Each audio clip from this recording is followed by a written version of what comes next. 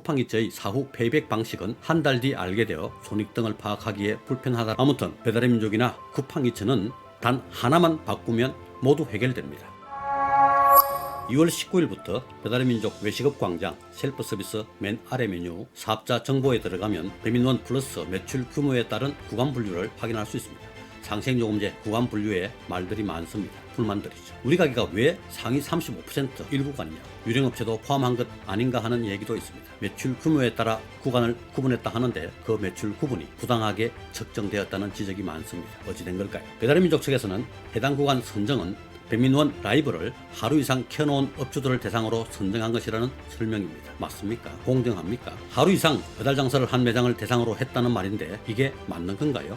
잠깐 생각을 해보니까 하루 장사하고 배달 장사 안 하는 매장, 2일, 3일 장사한 가게, 일주일 배달 장사한 가게, 어쩌다 배달을 한 번씩 하는 매장들을 포함시켰다는 말 아닙니까? 한 달에 한 두세 번 배달 장사하는 가게는 수수료 2%, 배달비 1,900원에서 2,900원 혜택을 준다는 말이 되는데 이게 무슨 개같은 논리입니까? 상생이라면서 배달의 민족에 많은 수수료를 내고 매일 배민으로 장사하는 배달 사장님들과 상생하자는 상생요금제 아니었습니까? 배달 어쩌다 한 번씩 하는 사장님들하고만 상생하는 겁니까? 제가 가서 물어보지는 않았지만 배달 어쩌다 한 번씩 하는 가게는 크게 수수료 부담되지 않을 겁니다. 홀 매장 장사를 위주로 하면서 어쩌다 하루에 한두 개 배달 싸는데 그게 무슨 큰 부담이 되겠습니까? 이게 뭡니까? 이게 바로 소상공인 자영업자를 대하는 배달의 민족의 자세입니다. 아무리 커브를 쳐주려고 해도 어쩔 수가 없습니다. 여기 나옵니다. 배민 측은 업주분들의 컴플레인에 대해 말씀을 다 경청하고 있다라며 나중에 반영할 수 있는 부분은 당연히 반영할 것이라고 말을 아꼈다. 나중 필요 없고 바로 다시 새로 빨리 합리적인 기준을 정하시기 바랍니다. 시발. 그리고 구간 산정 방식도 큰 문제지만 적용 방식도 문제가 많습니다. 이렇게밖에 할 수 없나 하는 생각이 듭니다. 배달의 민족은 2월 26일, 쿠팡이츠는 4월 1일 상생요금제를 시행합니다. 배민의 수수료 구간 산정은 3개월 내 배민원 플러스를 하루 이상 이용한 업주를 대상으로 일평균 배달 매출을 계산하는 것이라 합니다. 지난해 11월부터 올 1월까지의 매출에 따라 구간이 정해졌고 1월 5월까지 적용합니다.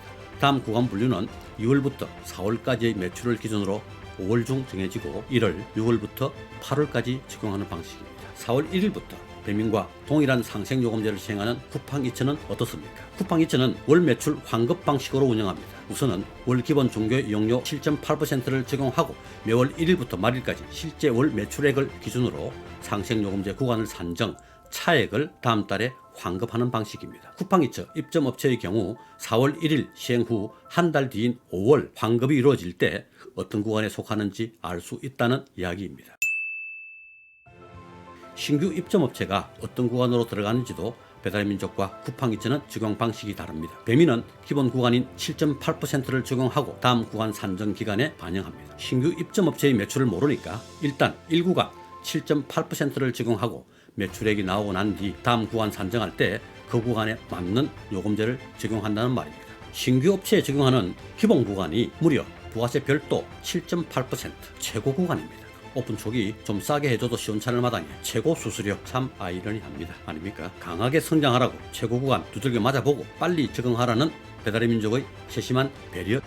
반면 쿠팡이츠는 환급 방식이기 때문에 월 중간에 입점하더라도 실제 매출을 그대로 반영해 구간이 산정됩니다. 이 부분도 장단점이 있습니다. 쿠팡이츠의 사후 페이백 방식은 업주들이 환급 금액을 포함한 판매 매출을 한 달 뒤 알게 되어 손익등을 파악하기에 불편하다라는 의견도 있습니다. 쿠팡이츠는 월 중간에 입점하더라도 해당 월의 매출 합산 금액으로 구간이 산정되기 때문에 입점업체에게는 유리하겠지만 초반 말씀드린 대로 중간에 입점한 하루 이틀 장사한 가게가 하위 구간을 모두 차지해버리는 문제도 똑같이 가지고 있습니다. 이 부분을 합리적으로 해결하기 위해서는 배달의 민족은 하루 이상 장사한 매장을 모두 대상으로 하기보다 월 매출로 환산하여 기준으로 하는 방식을 하면 어떨까 하는 생각이 듭니다. 일평균 매출을 월 매출로 환산하여 기준으로 삼는 방식을 택한다면 중간 입점업체 모두 대상으로 해도 공정할 것으로 생각됩니다. 근데 내가 이런 것까지 누구누구를 갈라치게 하고 누구는 유리하고 누구에게는 불리하고 이런 부분은 최대한 없도록 공정하게 해야 합니다. 100% 공정은 있을 수 없겠지만 그래도 가장 합리적인 해결책을 찾는 고민을 해야 합니다. 초반에 말씀드렸습니다. 아무리 커버를 쳐주려고 해도 어쩔 수 없는 여기 나오는 배달의 민족, 쿠팡이츠. 아무튼 배달의 민족이나 쿠팡이츠는 단 하나만 바꾸면 모두 해결됩니다. 뭡니까? 소상공인, 자영업자를 바라보는 시선, 배달 사장님들을 대하는 자세, 태도입니다. 진심으로 상생하겠다는 생각, 마음만 바꾸면 모두 해결됩니다. 적당히 좀 합시다. 끝.